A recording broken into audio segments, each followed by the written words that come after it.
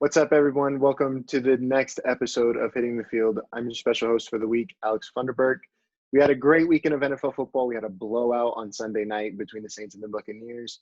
The Bills upset the Seahawks, and the Steelers remain undefeated. We'll also be talking midseason awards, and then moving on into college football, we'll definitely be talking about Clemson's upset loss to Notre Dame without Trevor Lawrence, and much more. It's going to be a great show. Stay tuned.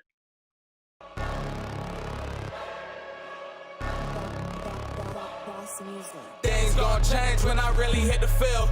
Undefeated chance, man, you know what's the deal. Tryna find a kid, I'm in the field doing drills. Boy, you just a sucker, you ain't never keep it real. 3 rings in my hand, I'm a warrior to the max. When I hang it up, they gon' have to give me plaques. Step up in the building and I only bring the facts. When I make a highlight, they gon' replay, run it back, okay? Always locked in, now I don't got time to lax. Saying he the best, he could take a lap. Batted 1,000 when you check the stats. Boy, is you ready? You ain't gotta ask.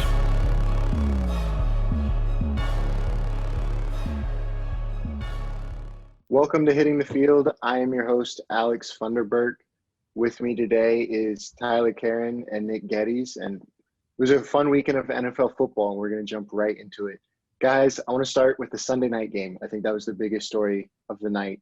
The Saints absolutely destroying the Buccaneers 38-3. Tyler, what were your initial thoughts from the game?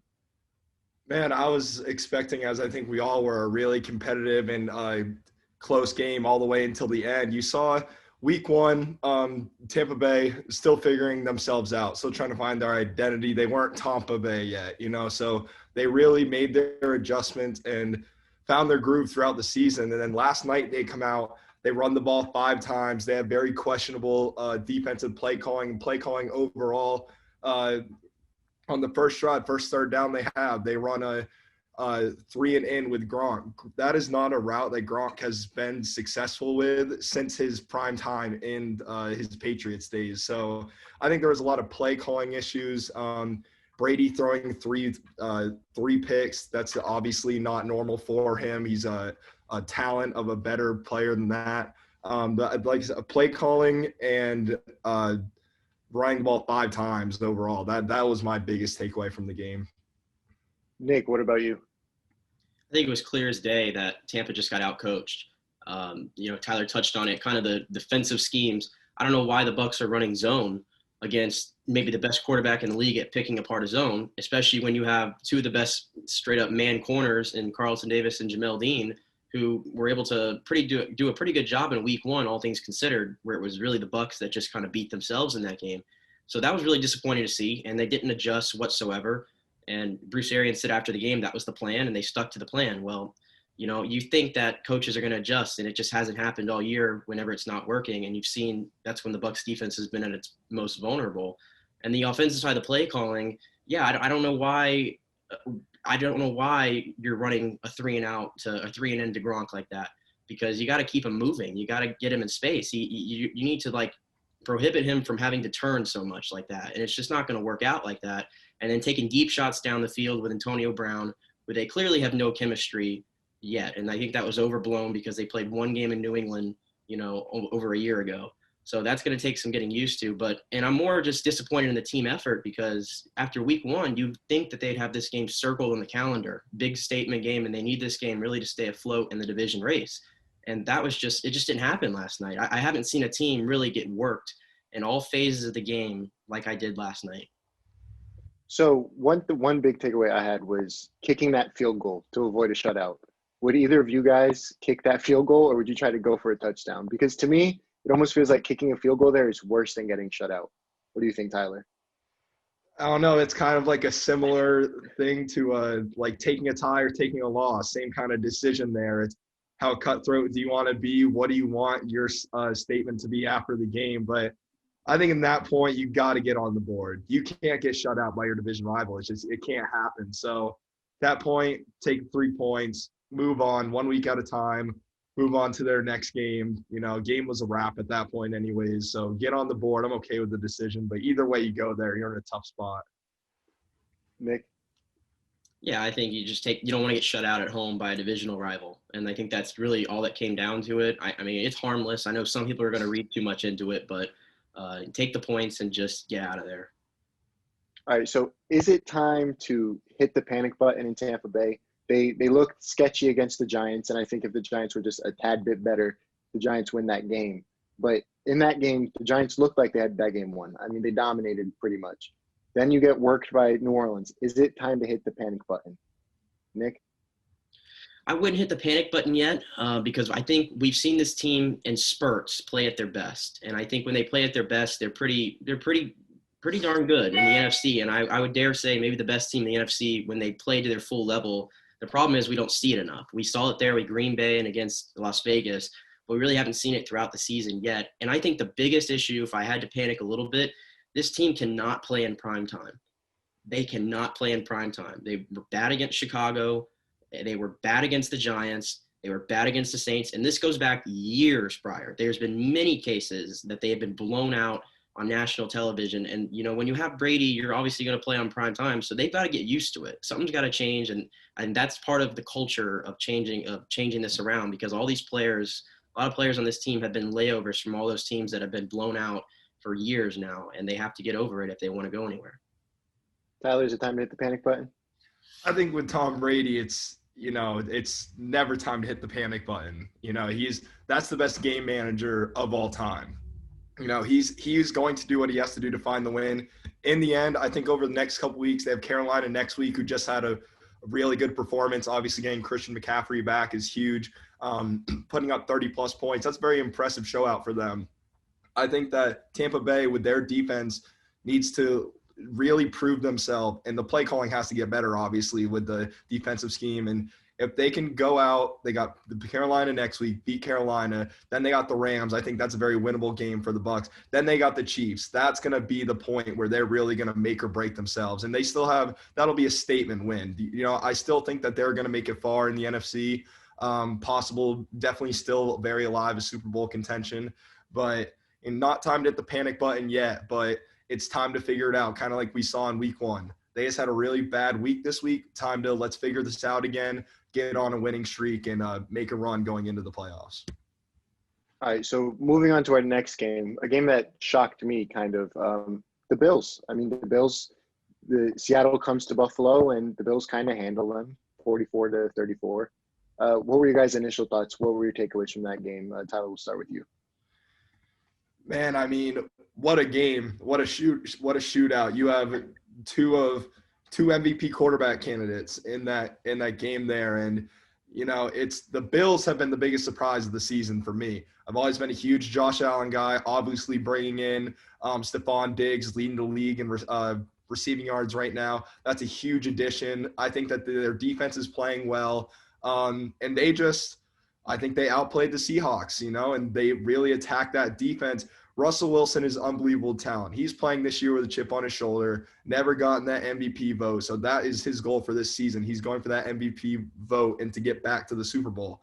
But, I mean, it's let Russ cook. He's just got that trademark, and that's what he wants to do, But the Seahawks have the amount of points that that they're allowing on their defense is unbelievable. They put up the second most yards through 8 games in NFL history, the second most yards against. So that defense just needs support for Russ. And Russ is going to go out and he's going to keep doing his thing, firing in all cylinders. But I don't know, the Seahawks team just needs some help. And that was the most points put against Pete Carroll since a Jim Harbaugh and Andrew Luck's Stanford team. So I think that shows the Bills how much how legit they are. Nick, do you think that this Seahawks defense will cost them a chance at a Super Bowl? I think it will. Everybody's saying it's about the quarterback, it's about the coach, and defense doesn't matter as much. I disagree with that. I think you have to have some resemblance of a defense to win a Super Bowl. And Seattle just doesn't have one right now. And it didn't really matter that they brought in Carlos Dunlap. It hasn't mattered that they brought in Jamal Adams, because Jamal Adams has been downright terrible in coverage. And that's kind of been the knock on his game, is he's been that kind of box-to-box safety, and he's been criticized for that. And you're seeing it this year. And, I know he just made his return, but I mean, not a great way to return for him. And then offensively, really, Russell Wilson, I think you're starting to see him do too much a little bit. And I think that's a product of that defense, is they just can't keep him in the game, and they're having to throw a ton. Chris Carson's been in and out of the lineup this year with injuries, and that's pretty big news for them as well. So, I mean, they've got to find a way just to play average defense. And unfortunately, we're so far along into the season, and I don't know. I think they're getting worse, not better. Yeah, no, I agree with that. I think they need help, but it's going to be a rough few weeks for the Seahawks defense. But how about the Bills? I mean, like Tyler was saying, surprise so far of the season. Is this Bills team a legit Super Bowl contender, Tyler? I think so. And you got one of the former league MVPs, Patrick Mahomes, in the AFC. That's their biggest competition right now. The Patriots pretty much out of the picture. I'm not counting the Patriots out of that division. They could still win out. The right things can happen, but they're pretty much not there, non-existent. I do think their defense has been there.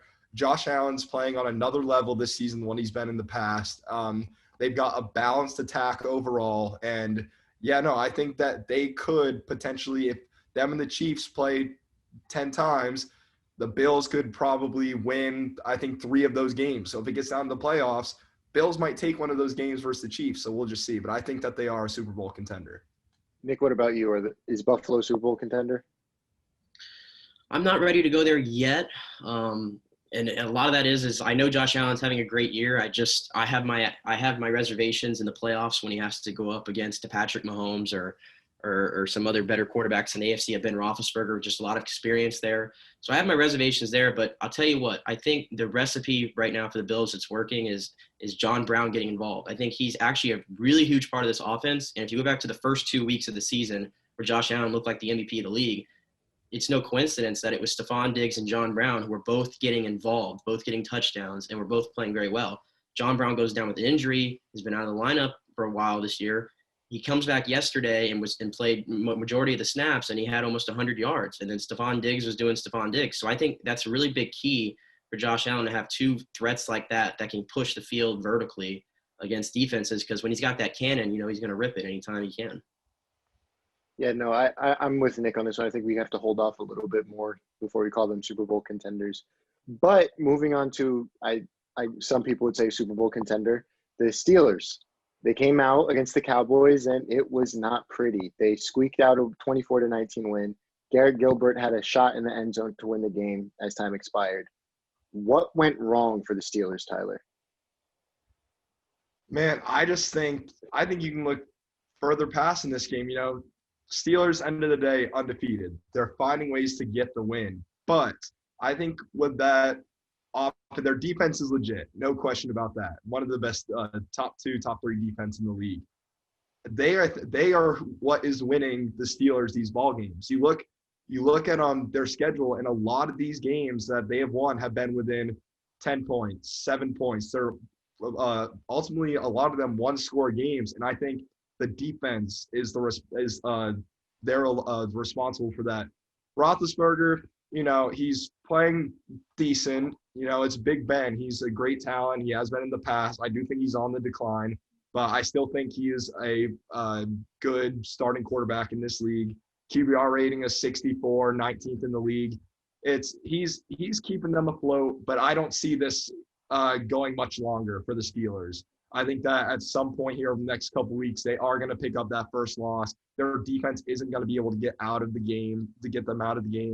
And they don't, James Conner, he's had his time in the past, but I don't think that is a super reliable option in the rushing game. So I think the Steelers have some things they still need to figure out, but ultimately they're still undefeated. They got the win. So ultimately that's what matters. Nick, is the Steelers' luck going to run out soon, or do you think they can ride this luck all the way to the Super Bowl? I think they can. They have a favorable schedule going forward in the second half of the season. Really, the games that I'm looking at, they've already beaten Baltimore. They're going to play them again in Week 12. They're going to get Buffalo. And besides that, you look at the schedule, it's a lot of Cincinnati. It's Cleveland. I think it's teams that they can handle, really. So I think they can ride this out and be a 14-2 kind of team. I really do, given the schedule. And, yesterday wasn't pretty, but, Super Bowl teams, sometimes you got to grind out wins during the season. And we've seen a lot of teams do that every year. The Cowboys, we thought everybody was going to blow them out. Sometimes it's not that easy. It doesn't happen that way. We thought Tampa was going to blow out the Giants on Monday night. It just didn't happen. And that's what happened yesterday. And the one thing I'll say about the Steelers defense, first 6 games of the season, they were giving up 66 yards on the ground, which was best in the NFL.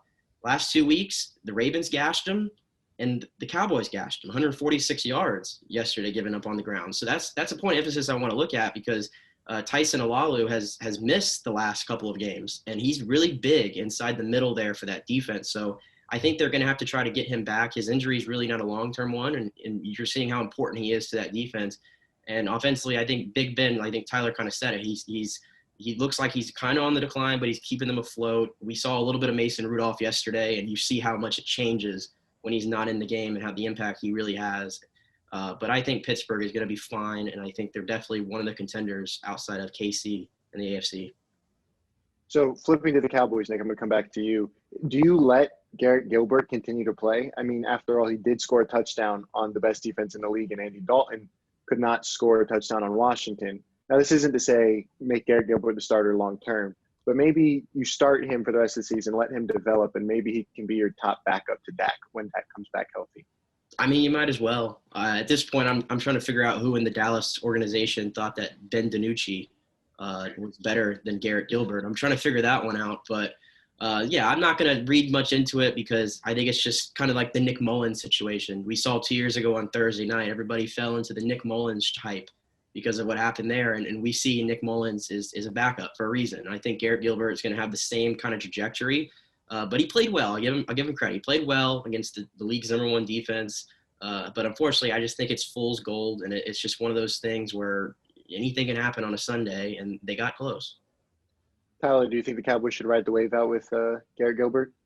At this point, whether it's Gilbert with DiNucci, it's all the Cowboys season, aside from being in the worst division in football, it's they can, I'd say it's time to just try different things. I ultimately think that hopefully Dak can come back from this injury. I think Dak is still going to get either at the end of this season or the following season, he's going to get his contract he's been looking for. I think when healthy, he is a top 5 quarterback in the league. But at this point for the season without Dak, let's just ride it through. Let's get anything. Let's get some excitement for Dallas fans, and scary thing is that they're still in the playoff picture for that division. So that's the scary thing with all of this. But I mean, I'm riding through with Gilbert till the end of the season, and then just kind of figuring out what they are going to do moving forward in this offseason. Yeah, no, as a Cowboys fan, I had no expectations coming into yesterday, and Garrett Gilbert made that fun. So if I'm the Cowboys, I write him out. He's fun. Give me some entertainment if we're going to suck. Moving on, we're at the halfway point of the NFL season. Let's look into some awards. Nick, who is your midseason MVP? I think this is a toss-up between 2 or 3 guys, all quarterbacks, and I think I'm going to go with Aaron Rodgers right now. And just simply going off, I thought I had Russ there, but, Russ is starting to turn the ball over a little bit. I understand there's some factors that play into that, but it is what it is. And Rodgers has really only had 1 blemish the entire season. So I'm going to go with him, and he has 24 touchdowns, 2 picks, 117 rating. He looks like the Rodgers of old. He's pushing the ball down the field. He's really, really establishing, I think, an all-time connection right now with Davante Adams. It's that good, in my opinion, the way that they connect and just everything like that. And he's only going to get more strength, and when Allen Lazard gets back into this offense and they have a number 2 to go along Davante, and he's just finding guys like Robert Tonyan and Valdez Scantling. He's just doing a really good job. So I like what I see there, and I think probably number 2 is probably Patty Mahomes. And he has time to catch him, but right now I think is Aaron Rodgers the MVP. Tyler, who's your MVP right now? I got to stick with Russ. I think this season, that was my prediction going into week 1 with the no MVP votes in the past. I knew he was going to be playing with a little bit extra this season. And I think he's done a great job just putting Seattle in a chance to win. Like I said, that defense has been fairly non-existent there. They're allowing at least 30 points a game. And if Russell Wilson, if he were to go out for an injury, per se, that Seattle team is in trouble big time. You could say that for a lot of different teams. You lose your star quarterback, you're obviously in trouble. But I think for Seattle, that would be easily end of the season, no contention for anything else. So I'm going to stick with Russell Wilson. I think that they're nothing without him. And then moving on, I really like Ryan Allen. He's been playing, or Josh Allen. I'm sorry, Ryan Allen. Josh Allen. He's 80% QBR rating, thrown for over 2,500 yards so far, 19 touchdowns, 5 interceptions. He would stick with my number 2. I think that he has been a huge piece of the Bills' success this season, along with their defense. Like Nick talked about earlier, with the addition of getting Brown and Diggs, I think he's doing a great job of putting them in a spot to get the ball, putting the ball in the right spot at the right time. So I'm going to go with Russ as my 1, but then Josh Allen as my 2, because I think that the Bills ride out the success till the end of the season. Interesting. I think both of those are good picks, but I think I got to go with Patrick Mahomes. I mean, 21 touchdowns to 1 interception, and that's just absolutely insane. Nick, going into the defensive side, who's your defensive player of the year so far? I'm going to go with T.J. Watt, best player on the best defense in the league. I think it's as easy as that. And I mean, he has the 7 sacks this year, but he goes beyond that. I mean, he's beating his man. It seems like at a 50% clip. It seems like when you watch the game, he's just beating the right tackle every single play almost. And you see how he's batting balls down. He makes such an impact like that. And when he drops into coverage, he's pretty decent in there as well. And so he's just a menace on that side of the ball for Pittsburgh. And as many players as Pittsburgh has on that defense that are really good, if you take T.J. Watt out of that defense and he's not rushing the passer anymore, I think it'd be a really big impact, and you would see the impact felt really by him not being able to get to the quarterback. So all things considered, I think T.J. Watt has to be Defensive Player of the Year right now. Tyler, what about you? I want to go with Myles Garrett.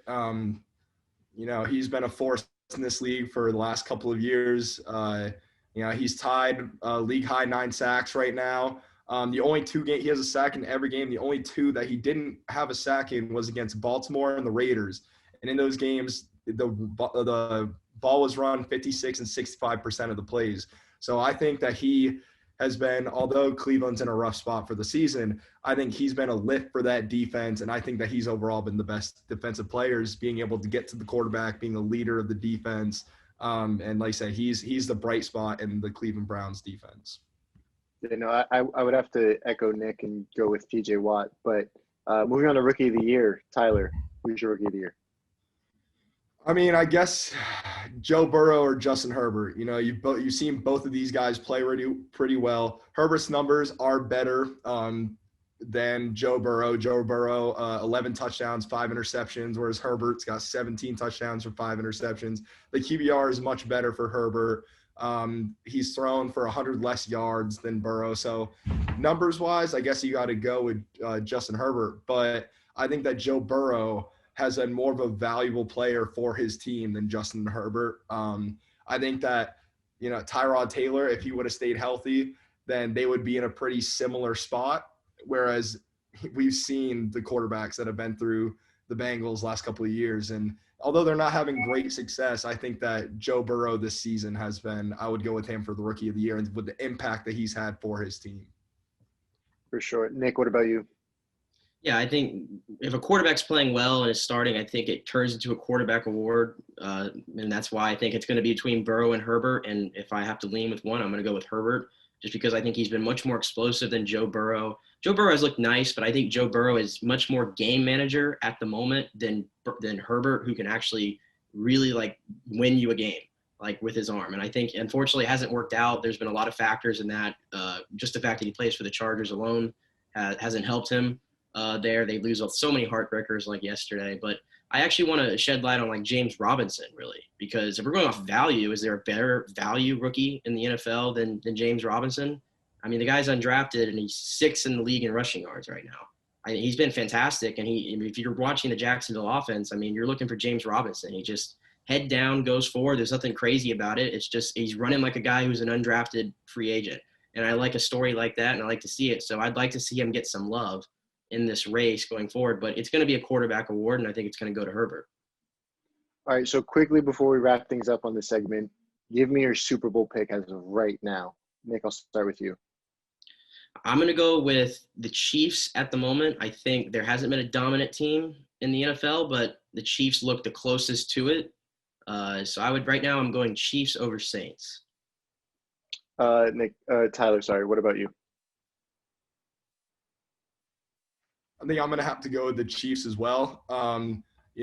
as far as there being a dominant team, there's one undefeated team in the league. And like I said earlier, I don't think the Steelers are going to be able to ride that wave. I do think it'll be New Orleans who makes it in the NFC. I think they're going to beat the Bucs again when that opportunity comes with itself, and that'll be 3-0 on the year versus the Bucs.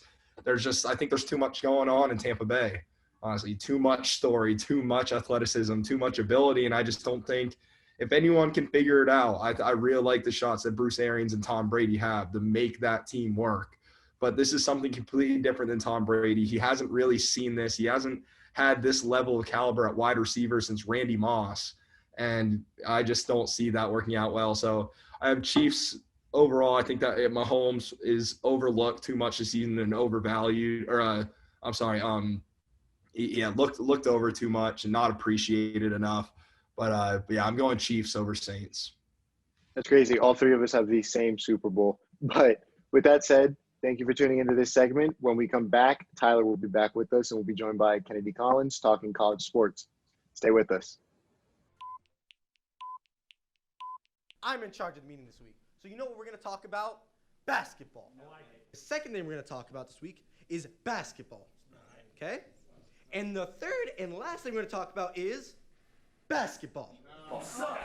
Yeah. God, dude. It's ridiculous.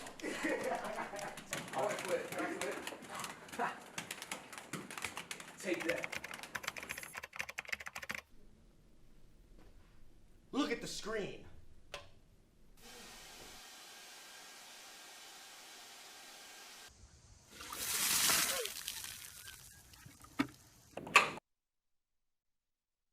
What are we talking about this week? Basketball. Welcome back, everyone. We are now joined by Kennedy Collins. Kennedy, how are you doing? I'm doing well. How are you, Alex? I'm doing great. It was a fun weekend of college sports. Let's jump right into the game of the night. Clemson, Notre Dame, a double overtime instant classic that saw the Irish take down the number one Clemson Tigers.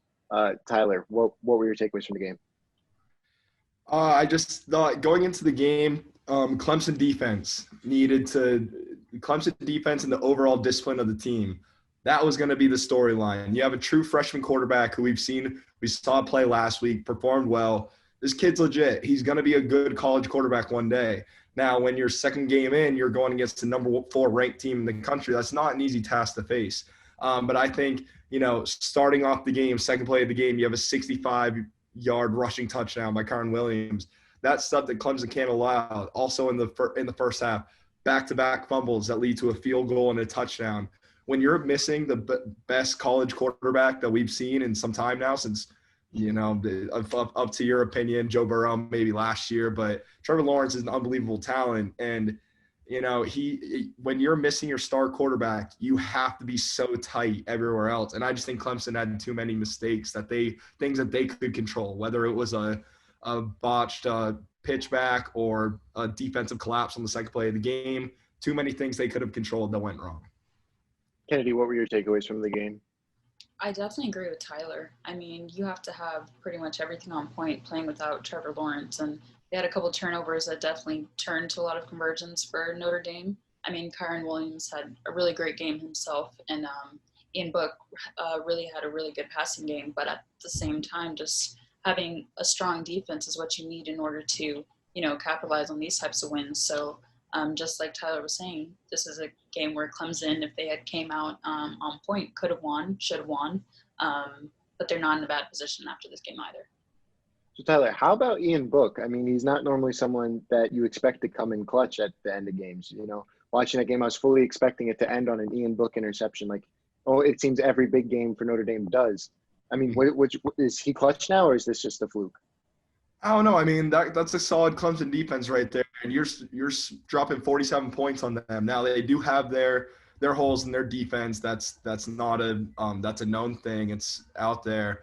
I don't know if I would go so far to say he's a clutch quarterback, but that's a clutch game right there, and no one can deny that. And anytime you go up against the number 1 team in the country and you come out with the victory, throwing for over 300 yards, only 1 touchdown, but he really managed the whole game well. And I got to give it to Notre Dame defense as well. Again, allowed 40 points, but they knew where they were able to shut down Travis Etienne. He did get in for a score, but 18 rushes, only 28 yards. He did have some receiving yards, but to slow down one of the college's best running backs that we have right now to 28 yards is huge. And I think that's kind of what we've seen with Zeke and the Cowboys, honestly, in the NFL. That goes down, you pretty much got one main option. So you saw Zeke's number drop. You kind of saw Etienne's numbers drop last night. So, but I think once they get Trevor Lawrence back, they'll be all right. But yeah, Notre Dame defense, they were really the game plan, they went in really well. And then, Ian Book, clutch game. Not so much say a clutch player, but a clutch game. So Kennedy, about that Notre Dame defense, I mean, they held Clemson's running game in check, only 34 yards on 33 carries.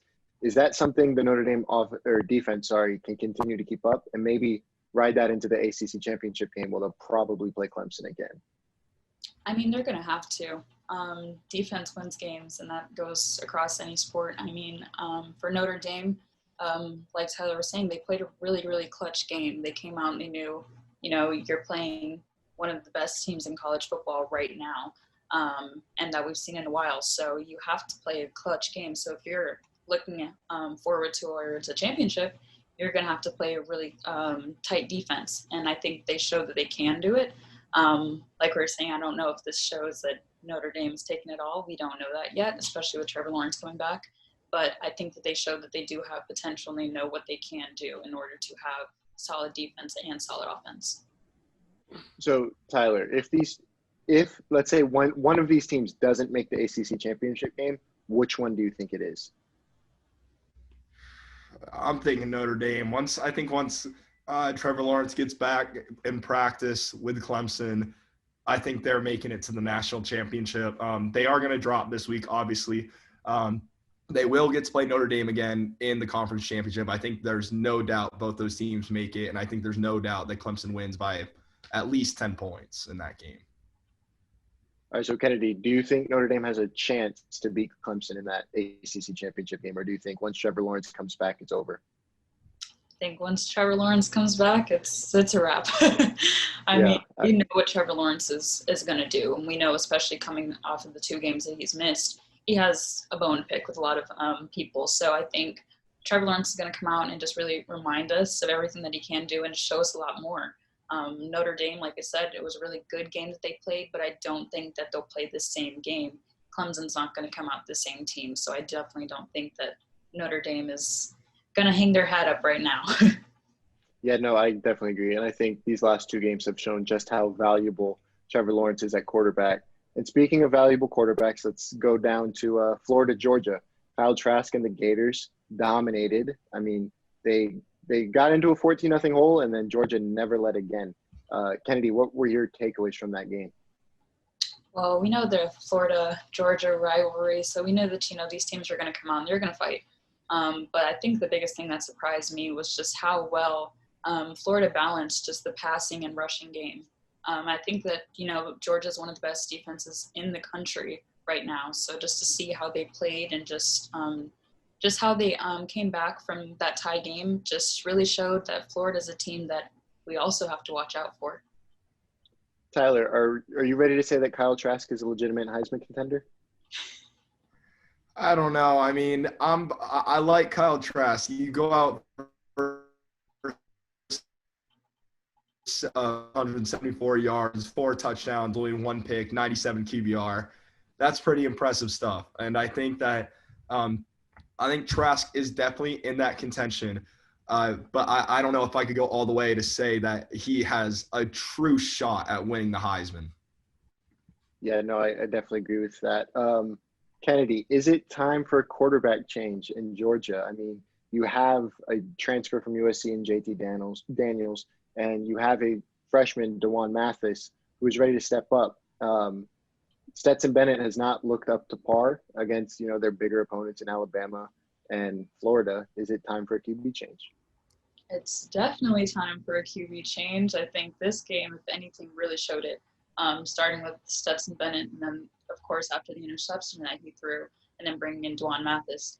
I think it really just showed that even though, DeJuan Mathis was ready to step up, you can't always rely on your freshman quarterback as much as you want to. And it's not that he's a terrible quarterback. However, I mean, he's young. And I think playing with this UGA team, and especially playing against teams like Florida who have experience, you have to have a lot more experience and you have to have a lot more poise if you want to win these types of games. So if UGA wants to go anywhere within the next couple months or so, they're going to have to get a definite quarterback change, and they're going to have to make some changes in their offense in general in order to have a real shot. Tyler, what say you? Is it time for a quarterback change in Georgia? I mean, Kennedy hit it pretty well. When you're going into a big game like that versus a Florida team, that's not an easy thing to do for a freshman quarterback. I think in that case, if you have a quarterback that you see as equal or better value, and even though he's a little bit older, so a lot of times they'll go to the reverse way. If you have a junior or freshman that are of the same ability, you're going to go with that freshman a lot of times. I think this is a case where you go with the junior, and he has experience. He's seen tough competition in the past in college football, and I think yeah, it's time to the freshman will be there.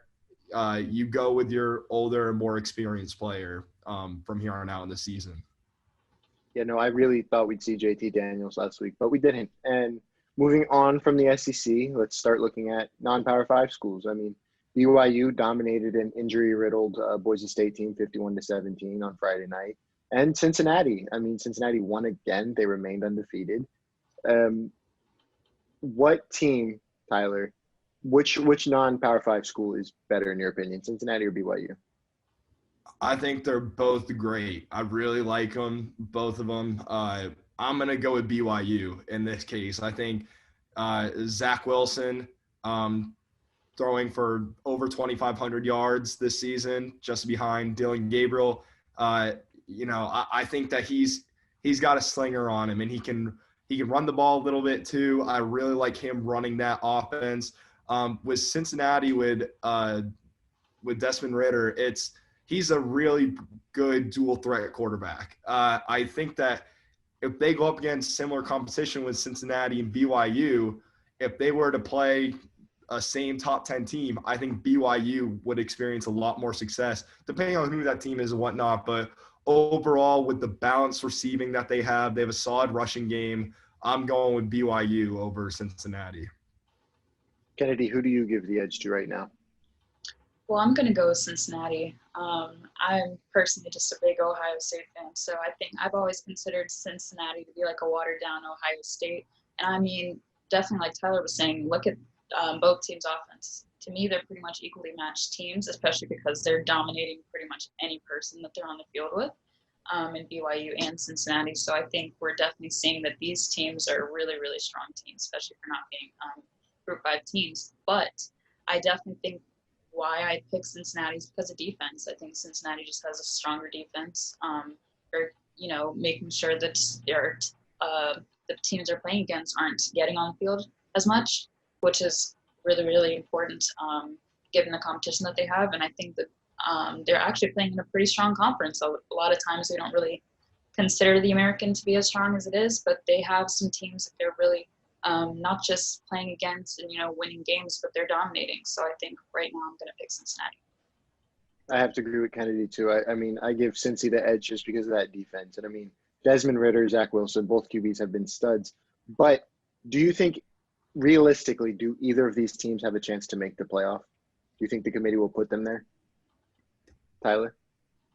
I don't think so. They don't even want to. Sometimes the committee is questionable on Clemson because of how weak that they see the ACC. I think that the American, there's a lot of talent in the American. You got two teams top 25 right now. You got a UCF team that has lost some tough games this year, but you always know you're going to get a super strong performance from that offense.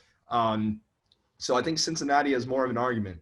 But with BYU, although I think they're a better overall team in that conference in their schedule, I don't think they have a shot. I do like that they are, for most of their games, they're doing what they're supposed to do to their opponent. They are, and you saw them play a 21-ranked Boise State, and they beat them 51-17. You look throughout most of their schedule, they're easily covering their spreads. They're blowing other teams out. It's not close games. It's not, close wins, close losses. They are blowing teams out. So I think they're doing everything they can do, but I just don't realistically seeing them have a shot in making the college football playoffs. Kennedy, what do you think? Do either of these teams have a legitimate shot at the college football playoff? I definitely have to agree with Tyler. I mean, they're doing what they can with the teams that they're playing against within their conference. And I mean, like we said, I do agree that Cincinnati's playing in a stronger conference than BYU is, and they have a lot more competition in the American. But at the same time, I don't see, this level of competition transferring to teams like Clemson or UF or any team that's ranked higher than them. I do think sometimes rankings are a little bit deceiving because it makes us feel like, Cincinnati's number 6 and BYU is number 7. So it makes us feel like, okay, well, they can compete with these teams. But at the same time, looking at the competition level, I don't think that these teams really do have a shot. But I think that the rankings are making it so that they seem as if they do. Yeah, no, I mean, I would love to see Cincinnati make the playoff, but this will be in my rant after this segment. But I don't think the College Football Playoff Committee will put them in there, unfortunately. Moving out west, the Oregon Ducks, life after Justin Herbert started, and the new quarterback, Tyler Slow, looked good. I mean, they came out to they got to win. They got to win against Stanford. Tyler, what were your biggest takeaways from that Oregon performance? Yeah, Tyler Show, he went and he balled out. 227 yards in the air, added another added a decent amount on the ground too. Right here, 85 yards on the ground, a touchdown on the run, another one in the air, only one interception. I think for the first showing of the Oregon Ducks, they're going to be a team to reckon with, especially in the Pac-12. I do think that even though that they're starting so late, I think that they are the best team in the Pac-12 out west. And, like a really balanced attack. I think that Tyler Show is going to keep clicking on offense. I think he's going to start to throw for more than just one touchdown. I think he's going to keep doing his thing on the ground. And then you got C.G. Verdell, 20 rushes, 105 yards, and a touchdown to go along with that rushing attack. So I think the biggest question here is going to kind of be their defense. Stanford put 14 on them. They handled their attack pretty well. We'll see down the line their schedule. Not super competitive. Washington State can put up some points for sure. So I'm really curious to see how that defense will handle Washington State. Kennedy, what was your biggest takeaway from this game? What impressed you the most? Well, just like Tyler was saying, Oregon has a really, really late start. So we kind of needed to see something from Oregon. And I think that they showed us exactly why they are really going to be a contender in the Pac-12 and probably will take the Pac-12, to be honest with you. I think for me, like Tyler was saying, Show really had a really good game. And even though we didn't see as much out of him as we could have, coming into your sophomore season, this is exactly what you want. This shows really good signs. I think for C.J. Verdell, too, that it's just really – it's good to see that you're rushing for 105 yards. It shows that we have a lot of versatility on offense. I think for defense, like Tyler was saying, it's going to have to come down to defense to see where they're going to end up in the long run. But I think for Kevon Thibodeau, I think he really showed that he wants it. Coming into his freshman season, we saw that he was eager to play, and not just eager to play, but to make his name. And coming in today, or last game, and leading the team with 5 tackles, I think it shows that, their defense is going to have a really, really good shot if they can continue to play together and just have tight defense the entire game. I think C.J. Verdell is definitely a key. I mean, he had a touchdown where he absolutely ran over a safety, and he's not a big dude, so that was really impressive. But, and Jet Toner for Stanford, he missed 4 field goals. I feel really bad for that guy. But is Oregon the favorite in the Pac-12? And if they run the table, does the committee put them in the playoff over, say, like a 1-loss Notre Dame? Tyler? I don't know. If Notre Dame stays on their track and doesn't lose another game, then I think they're gonna get a bid into the college football playoffs. I think you take out the number 1 team in the country. Now, what gets me is when they lose to Clemson, because they're gonna lose to Clemson. When they lose to Clemson in that conference championship game, that's where it gets interesting for Notre Dame. Obviously they win that game, they're in. They lose that game, that's where the question starts. And with Oregon, but with their schedule, unless they really start giving it to teams, I don't think that you can get in on a what it is 4-game, 5-game schedule when other teams have been through a whole college football season. It's one of those things that you do everything that you can do. Like we talked about with Cincinnati earlier, they go out and they do what they're supposed to do to teams in that Pac-12 conference. They do have a shot, but I don't see it happening. But I'm not counting them out completely. Kennedy, what about you? I completely agree with Tyler. I mean, I think that they're definitely the favorite in the Pac-12, but I don't think that that's going to put them anywhere playoffs-wise. I think, but Notre Dame, of course, they are going to lose since to Clemson. That's just a given. But I think because of their schedule and who they're playing, I think that it puts them in a better position to be in the playoffs, regardless of losing at Clemson in the conference championship. I think with Oregon, the schedule they have coming up, it's not a tough schedule. So we're not really seeing that type of competition level that you'd want to see going into a playoff. So I think definitely, do they have the Pac-12 for sure? Are they going to be in the playoffs? Probably not. All right, so one last question for both of you before I wrap it up. Let's say we have an undefeated Oregon, an undefeated Cincinnati, and a one-loss Notre Dame team. Who gets that 4th spot in the playoff? Tyler, we'll start with you. If you're going with that one-loss Notre Dame, meaning that they beat Clemson, then it's got to be Notre Dame. But if they lose to Clemson, then that's where it's going to be. That's where it's up in the air. It's a tough thing. You might even see a team like A&M sneak in, but I would stick with Notre Dame. I think that they've earned their stripes in a way. We'll see what Cincinnati does, who they end up playing in their conference championship game, and it'll most likely be SMU. We'll see what they can do against SMU. If they really blow out SMU, then I think that I would give it to them if they can go and beat SMU by 3 touchdowns. But other than that, I think Notre Dame is sitting safe over those 2 teams. Kennedy, what about you? Definitely agree. I think if Notre Dame plays just how they played last game, which it's up there, we don't know yet, but I think that they're definitely going to get that spot. I mean, Cincinnati, I'd love to see Cincinnati there. I think Cincinnati has shown that they can compete and that they will compete, especially I think they have a better defense than Notre Dame, to be quite honest with you. I think they're a lot more consistent. So I think that, like Tyler was saying, we've seen how they've played other teams in the American, and if they completely just come out and demolish SMU, which they can, I think we could see them there. But I think the safe option is Notre Dame. Yeah, no, personally, I'm going to go Cincinnati. I think Cincinnati's a better team than Notre Dame right now. But knowing the committee, knowing how they don't like Group of 5 teams, I'm sure it would be Notre Dame or the undefeated Oregon. But we'll see. We'll have to see how it shakes out. I want to thank you guys for joining me today. We had a great time. Hopefully you guys enjoyed it. Got one more segment coming up. Stay with us. Good morning, fellas, except for Andre.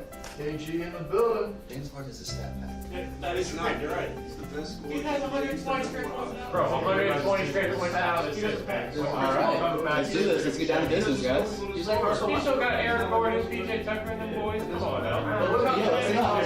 What about Carlos? Tom Brady gets his son. Facts. I think it's kind of special, though. What?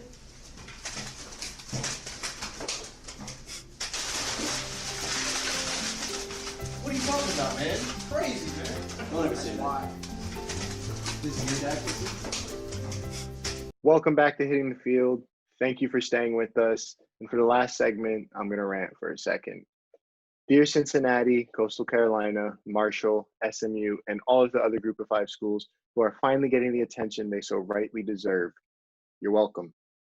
No, I'm not saying thank me personally, but without UCF, you guys would not be getting the national attention. UCF has Boise State and Utah and TCU and even Hawaii and Tulane to thank for knocking the door down in the early 2000s and late 90s. But we made the Group of 5 much more well-known and respected. The Group of 5 is talked about so much more now because of how vocal UCF was when we won the national championship in 2017. Without the Boise's, there is no us, and without us, there is no you guys. We're the middle child. And we made it possible, Boise State made it possible to say, you're a great group of 5 team. But we made it possible to say, you know what? You're a great football team outside of your conference label. There's great football played here in the group of 5, and it's time the rest of the country notices it. There isn't this huge talent gap between the group of 5 and the Power 5. What creates the illusion of this gap is the money that the conferences bring in. In a perfect world, you wouldn't need a trailblazer to open the doors for you. But the college football world operates in a way where the best teams aren't put in the best positions. The teams with money and bigger fan bases are. So keep killing things, Cincinnati, Coastal Carolina, SMU, Marshall. Just remember who put you in the spotlight. Thank you for watching. It's been a fun time. I hope you guys enjoyed it as much as I did. I will see you later. You know what's the deal? Trying to find a kid, I'm in a field doing drills. Boy, you just a sucker, you ain't never keep it real. 3 rings in my head.